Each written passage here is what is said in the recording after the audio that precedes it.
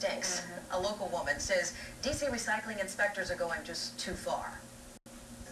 She explains that she goes into the bins, she opens them up, she takes bags out, puts them on the ground, tears them open, and digs through them.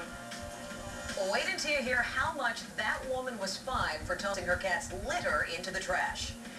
Plus, dozens of firefighters involved in a frantic trench running about one rather smelly case from a district resident who has been fined hundreds of dollars for not recycling shredded newspaper that she puts in her cat's litter box. Fox5's Matt Ackland has this one for us. Several times a week, Patricia White shreds old newspapers and junk mail to use as a replacement for store-bought cat litter. Patricia believes it's better for the environment. So I'm actually trying to do something really good for the environment by using the shredded paper in the cat box, and then I get fined for it. 8 times Patricia has been fined, more than $2,000 in total, all for placing the soiled paper inside her trash instead of the recycling bin. When Patricia spoke to the trash inspector who wrote her the tickets, she says the inspector admitted to digging through trash cans looking for violations. I'm sure the law is trying to get at is everyone needs to recycle as much as possible. But digging through trash and even like a single can, or in this case, paper that is contaminated with animal waste, that's not what recycling laws are supposed to be about. But apparently a judge thinks that is what the law is about. Patricia appealed the fines and even stood before DC Judge Audrey Jenkins, who sided with the inspector. It doesn't sound right, although it must have happened because she got the fine. Councilmember Jack Evans says DPW inspectors are going too far and demanded a meeting with the director of the department to talk about this case. Remember, earlier this year, Evans got involved when inspectors were handing out numerous recycling fines in Ward 2.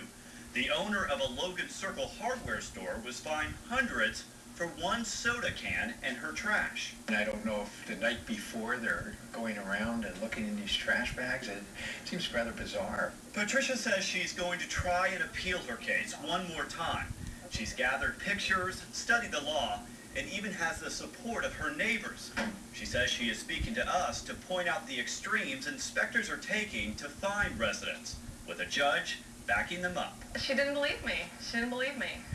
So, again, that's why I have to prove that this is contaminated and I can't be recycled.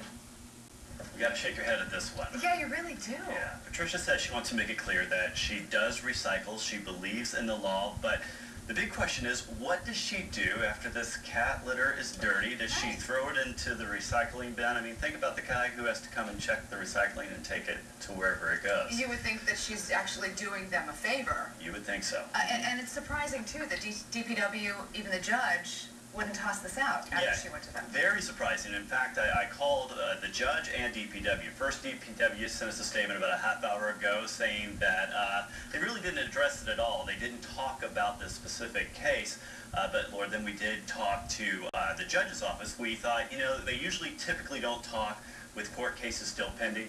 That was the case, but we thought with this case that maybe we could try. 5 minutes ago, I got a call from the judge's office. They're not going to comment on this one. Unbelievable. We'll be following this. I know you will be, too. This is one that I think a lot of people are going to be talking about. Yeah, really unbelievable. Matt Ackland, thank you.